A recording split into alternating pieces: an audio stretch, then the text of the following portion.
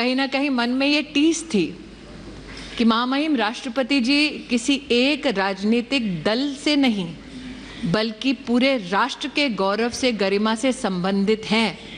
तो जो राष्ट्र का सबसे उत्तम प्रतीक है, उनका विरोध इस सदन में, उनके भाषण का विरोध इस सदन में क्यों हो, ये मेरे मन में प्रश्न निश्चित रूप से उठा।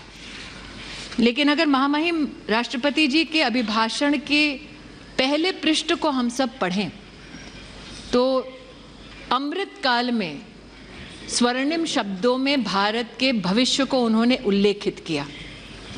एक तरफ आत्मनिर्भरता की बात की और दूसरी ओर मानवीय कार्यों की बात की।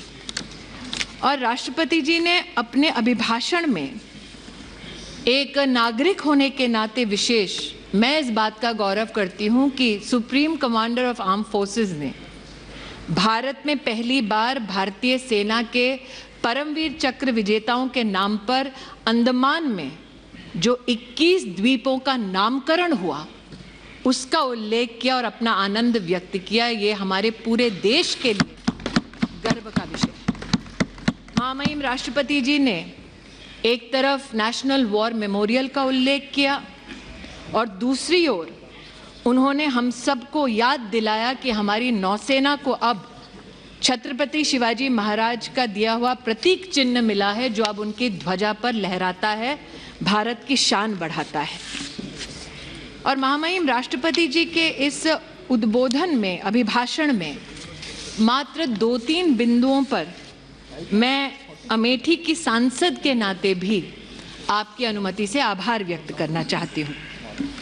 राष्ट्रपति जी ने अपने अभिभाषण में एक श्लोक कहा था, ग्रंथों का उल्लेख कर उन्होंने कहा कि अयम निजः परो वेति गणना लघुचेतसाम, अर्थात अपना ये है पराया ये, ऐसी सोच होना उचित नहीं। और राष्ट्रपति जी के इसी संकल्प, इसी चिंतन को चरितार्थ किया है मोदी सरकार ने। इसलिए अमेठी की सांसद होने के नाते हमारे यशस्वी प्रधान सेवक का मैं आज विशेष आभार व्यक्त करती हूँ,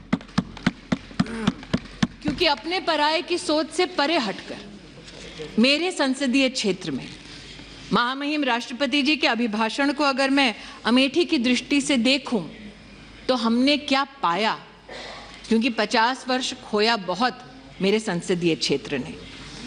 आज इस सदन में एक सज्जन जिनको अमेठी ने मैजिक दिखाया और विधानसभा के चुनाव में 4 विधानसभा क्षेत्रों की सिक्योरिटी डिपॉजिट भी जब्त कराई, ऐसे सज्जन ने हमारे प्रधान सेवक पर कटाक्ष किया।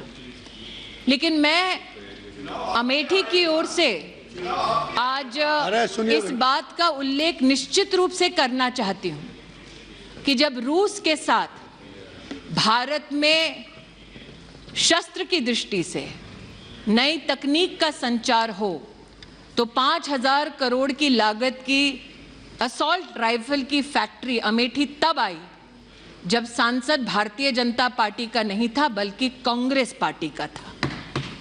राष्ट्र के संरक्षण के लिए अपने पराये का भेद ना कर ये उत्तम उदाहरण मेरे संसदीय क्षेत्र में प्रस्तुत करने के लिए मैं देश के प्रधान सेवक का आभार व्यक्त करती हूँ।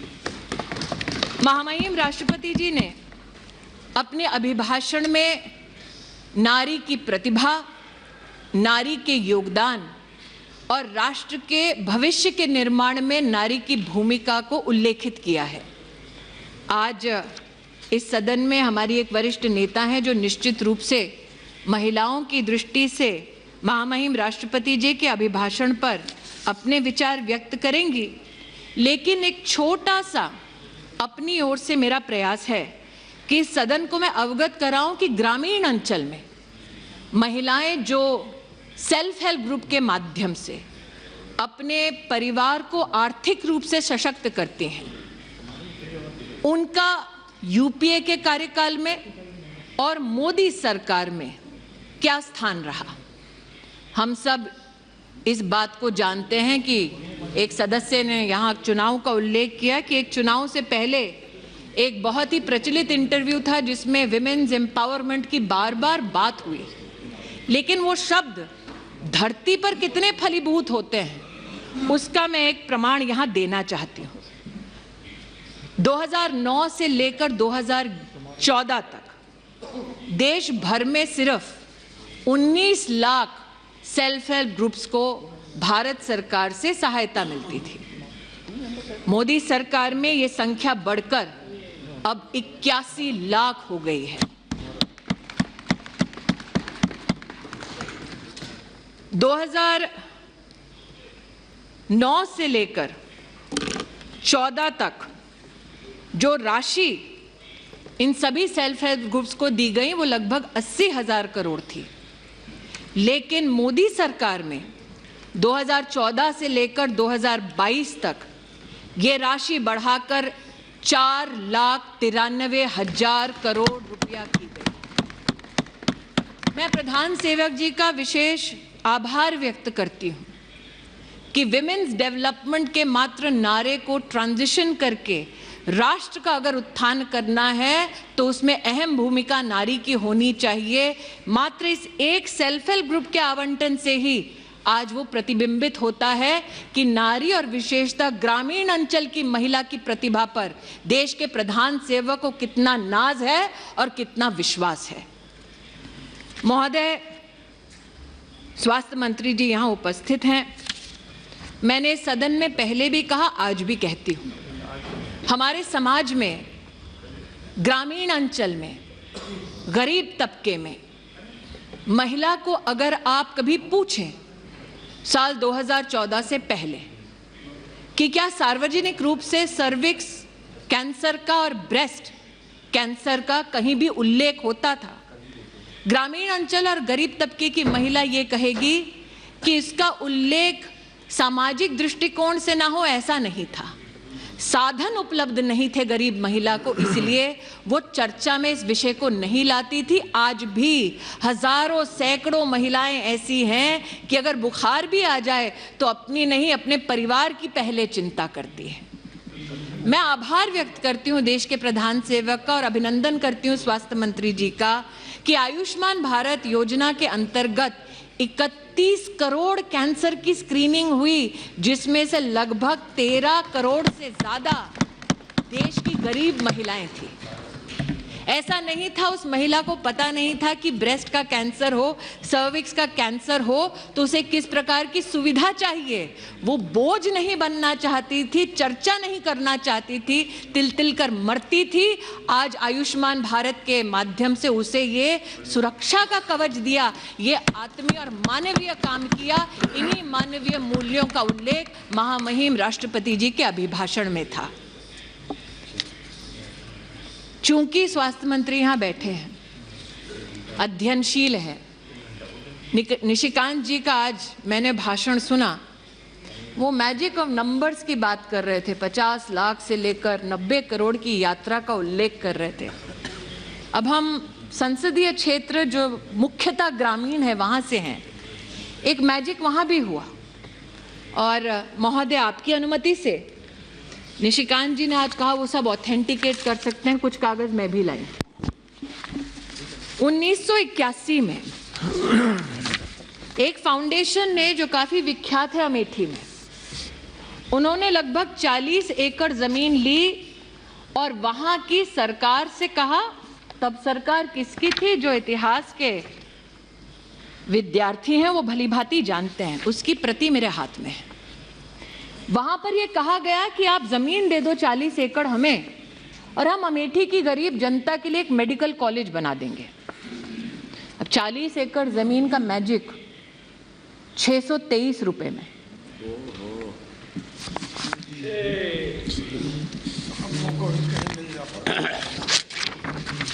₹623 का रेंट और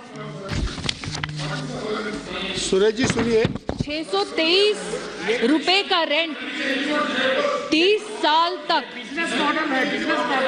30 साल तक अमेठी के गरीब नागरिकों को ये बार बार कहा गया कि आपके लिए मेडिकल कॉलेज खोल देंगे जी। लेकिन आज अगर कोई अमेठी गया है तो जानेगा कि जिस धरती पर वो कॉलेज खोलने की बात कर रहे थे उस पर उस परिवार ने अपने लिए गेस्ट हाउस बनाया।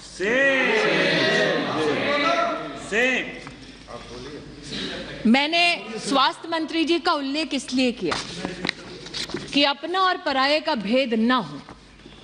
भले ही एक परिवार अपने फाउंडेशन के माध्यम से अस्पताल चलाता हो, अगर उनको भी आयुष्मान भारत में सेवा देनी है वो दे। उसका प्रतीक स्वास्थ्य मंत्रालय के माध्यम से, मोदी सरकार के माध्यम से मैंने अपने संसदीय क्षेत्र में देखा। लेकिन महोदय, आज मेरे हाथ में एक रिपोर्ट और है जो मुख्य चिकित्सा अधिकारी जनपद अमेठी उनसे संबंधित। इसमें एक मरीज का उल्लेख है जिसका नाम है नन्हेलाल मिश्रा। उस मरीज का दोष ये था कि वो उस जगह गया जहां पर इस परिवार का स्वामित्व है और अस्पताल चलता है, और ये कहा जाता है अमेठी में उनके परिजनों ने वीडियोग्राफिक एविडेंस दिया कि मरीज ने जाकर कहा मैं आयुष्मान भारत से जुड़ा हूं, मोदी जी ने कहा है 5 लाख रुपए में मेरा मुफ्त का इलाज होता है, आपका अस्पताल इसमें चिन्हित है, आप मेरा इलाज करिए। नन्हेलाल मिश्रा को लौटा दिया गया और कहा गया मोदी का कार्ड लाए हो, जाओ यहां से। काश नन्हेलाल मिश्रा आज इस सदन को बता सकते कि गंभीर बीमारी में लौटाए जाने से कितनी परेशानी होती है। लेकिन महोदय, ना उनकी आवाज इस सदन तक पहुंचेगी ना सदन के बाहर तक पहुंचेगी, क्योंकि उनकी मृत्यु हो गई। और ये रिपोर्ट है जो कहती है कि मरीज की बीमारी के अनुरूप उनका इलाज नहीं हो सका। ये वो लोग हैं जो आज नरेंद्र मोदी पर बैठकर इस सदन पर कटाक्ष कर रहे थे, प्रहार कर रहे थे। इन लोगों ने एक सज्जन को उस संसदीय क्षेत्र में जहां 50 साल इनका राज रहा, आदमी को मरने दिया क्योंकि उसके पास आयुष्मान भारत का कार्ड था। 623 रुपए प्रतिवर्ष 40 एकड़ जमीन पर आज भी विराजमान है। लेकिन आभार व्यक्त करती हूं देश के प्रधान सेवक का, अमेठी को पहला मेडिकल कॉलेज 290 करोड़ से ज्यादा की लागत पर अगर किसी ने दिया तो मानवीय मूल्यों का परिचय देते हुए नरेंद्र दामोदर दास मोदी ने दिया। यहां बहुत ठहाके लगाए गए कि कोई यात्रा पे निकला था इसलिए उनको लोगों ने कहा कि भैया जमीन हमारी जा रही है। मैं उनसे कहना चाहती हूं, अगर गरीब की इतनी चिंता है तो पहले सम्राट साइकिल, अद्भुत दृश्य था महोदय। सिर्फ 1980 के दशक में अस्पताल के नाम से झांसा नहीं दिया गया, कहा गया आइए इन्वेस्ट कीजिए, अपनी फैक्ट्री खोलिए, और फैक्ट्री खुलवाई गया। मुझसे ज़्यादा अर्थशास्त्र के ज्ञानी निशिकांत जी, इसलिए वो मैजिक बता पाएंगे कैसे हुआ। कहा गया आइए फैक्ट्री लगाइए, फैक्ट्री का शिलान्यास करने हम आएंगे, फीता काटेंगे। अचानक फैक्ट्री वो बंद हो जाती है और जमीन फाउंडेशन को चली जाती है। फैक्ट्री की जमीन है ताकि वहां पर नया साधन इंडस्ट्रियल खड़ा हो सके, मैन्युफैक्चरिंग हो सके, कागज पर दस्तावेज पर चिन्हित है कि आप यहां पर सिर्फ कमर्शियल एक्टिविटी कर सकते हैं। लेकिन अचानक वो जमीन परिवर्तित हो जाती है परिवार के पास, और वो परिवार नहीं अभी है भाई साहब, अभी बताती हूँ और डेट्स। वो परिवार उस जमीन को लेता है, उनके फाउंडेशन में लिखा आप कमर्शियल एक्टिविटी नहीं कर सकते। इतने साल वो जमीन खाली नहीं करते। वहां का किसान कोर्ट जाता है इस परिवार के खिलाफ, कोर्ट का आदेश लाता है और वो उस आदेश का हनन करते हैं। आज भी उस जमीन पर बैठे हैं और इस सदन में आकर गरीबों की बात करते हैं। ये एक और आज यहाँ पर नहीं सुरेश जी को समझ आ रहा है, नहीं है, ये भी प्रति है महोदय, ये भी प्रति है महोदय। एक आधुनिक भारत के निर्माण के लिए जरूरी है कि हर गरीब तक मध्यम वर्गीय परिवार तक सुविधा पहुंचे। अब चूंकि राष्ट्रपति अभिभाषण में आधुनिक भारत के निर्माण की बात हुई है, तो इसलिए महोदय कहना जरूरी है कि प्रधान सेवक ने कहा कि सिर्फ चुनिंदा शहर नहीं बल्कि आधुनिक तत्व प्रगति के हर गांव, हर जिले तक पहुंचे। एक अचंभित करने वाला नजारा और है, फुर्सतगंज नाम का एक एयरपोर्ट, जहां पर सिर्फ परिवार से संबंधित एकेडमी है, जमीन है सरकार की, लेकिन परिवार ने अपने नाम से, बेटा और बेटी के नाम से हॉस्टल खोल दिया है। यहाँ पर प्रधानमंत्री जी नेताजी सुभाष चंद्र बोस के नाम से इंफ्रास्ट्रक्चर बनाते हैं, सरदार वल्लभ भाई पटेल के नाम से इंफ्रास्ट्रक्चर बनाते हैं, वहाँ पर राहुल जी के नाम से, प्रियंका जी के नाम से हॉस्टल बना है सरकारी जमीन पर। और बोर्ड पर वो जब थे तो उन्होंने उस पूरी अकादमी के संचालन के लिए किसी हिंदुस्तानी को नहीं, किसी विदेशी कंपनी पर विश्वास किया। उस विदेशी कंपनी ने उस एयरपोर्ट का क्या हश्र किया, यहाँ पर उस रिपोर्ट में उल्लेखित है। लेकिन आज इस एयरपोर्ट का मैं उल्लेख यहाँ इसलिए कर रही हूँ महोदय कि एक बार सदन में मैं बोल चुकी हूँ कि हमारे यहाँ तिलोई नाम की एक विधानसभा है, वहाँ पर 30 साल से एक बस अड्डा बना दो, ये हमारी जनता जनार्दन कहती रही। बस अड्डा भी पहली बार तब बना जब प्रदेश में योगी सरकार बनी, देश में मोदी सरकार बनी। और आज अमेठी के सांसद के नाते मैं आनंदित हूं कि फुर्सतगंज एयरपोर्ट को अब उड़ान की स्कीम में सम्मिलित कर लिया गया है और अब अमेठी का साधारण नागरिक भी हवाई सेवा का इसमें फायदा उठा सकता है। इस बात से कोई इनकार नहीं कर सकता कि अमेठी की एक बार चर्चा होती थी और मैंने राष्ट्रपति जी के अभिभाषण का विशेष उल्लेख इसलिए भी किया। महामहिम राष्ट्रपति जी एक बहुत ही गरीब सामान्य परिवार से हैं और इस सरकार की एक बहुत बड़ी मानवीय उपलब्धि यह है कि पद्म पुरस्कार उनको जाता है जो धरातल पर काम करते हैं, मानवीय काम करते हैं, राष्ट्र का नाम रोशन करते हैं बिना इस अपेक्षा के कि उन्हें सम्मानित किया जाएगा।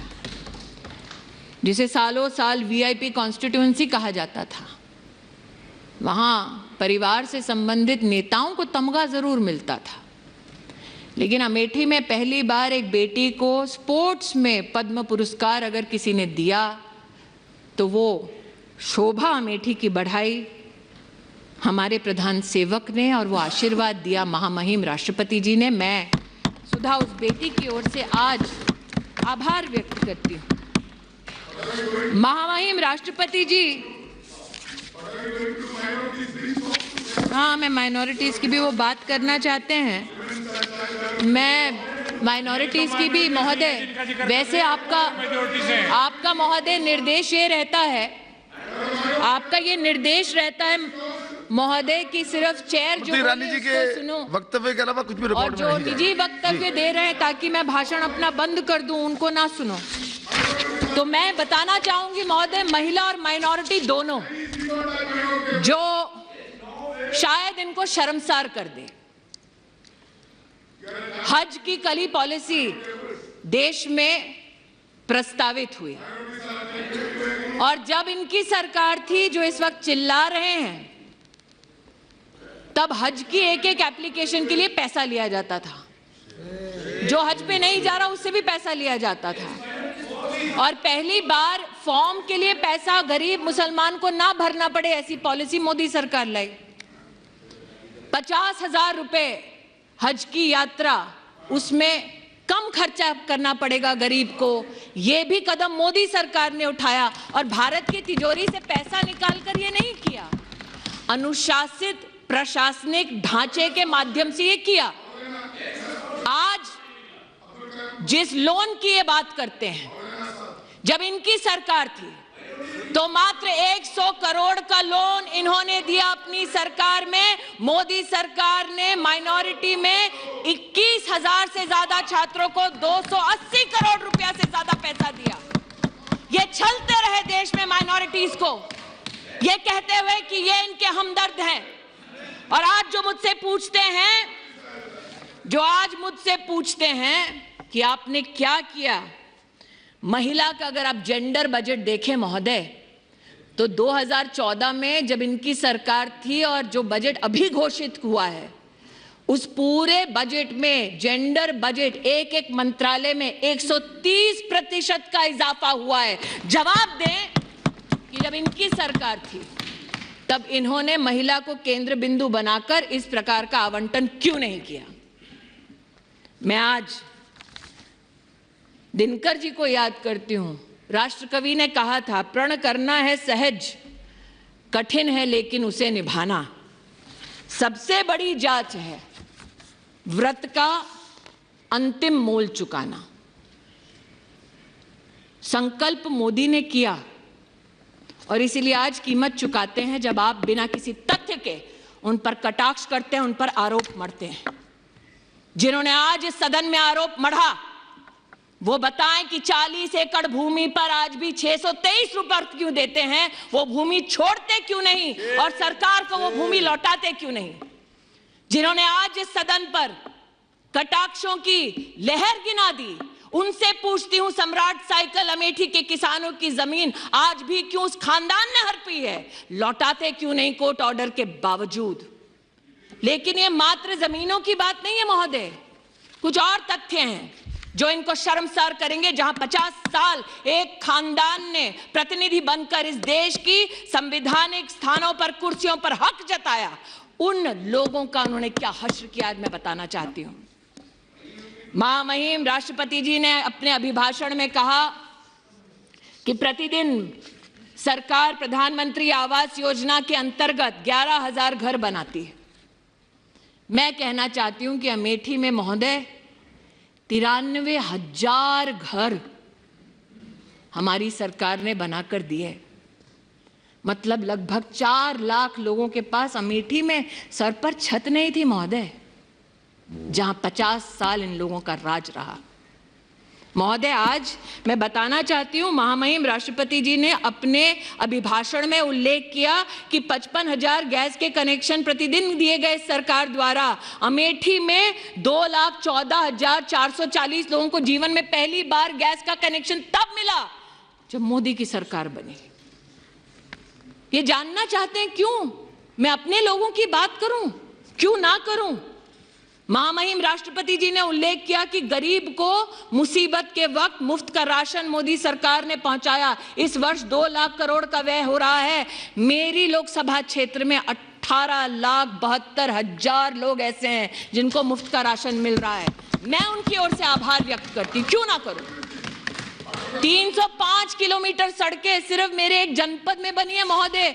5 गांवों का नाम सुना देती हूं। 50 साल में इन 5 गांवों तक कभी सड़क नहीं पहुंची थी। जवाब देना पड़ेगा इन लोगों को जो बड़ी बड़ी डींगे हाँकते थे कि अपने ही संसदीय क्षेत्र में। मैंने महोदय सुना था हिंदी में, दिया तले अंधेरा, चोर की दाढ़ी में तिनका, उल्टा चोर कोतवाल को डांटे। आज इन सारी हिंदी की जितने भी हमारी प्रोवर्ब्स हैं उनका एक दर्शन मैंने यहां किया है। उनको जवाब देना पड़ेगा। 5 गांव के नाम भी बता देती हूं जहां सड़क ही नहीं पहुंची कभी। इसलिए महोदय आज महामहिम राष्ट्रपति जी के अभिभाषण पर आभार मैं इसलिए व्यक्त करती हूं कि देश में पहली बार आदिवासी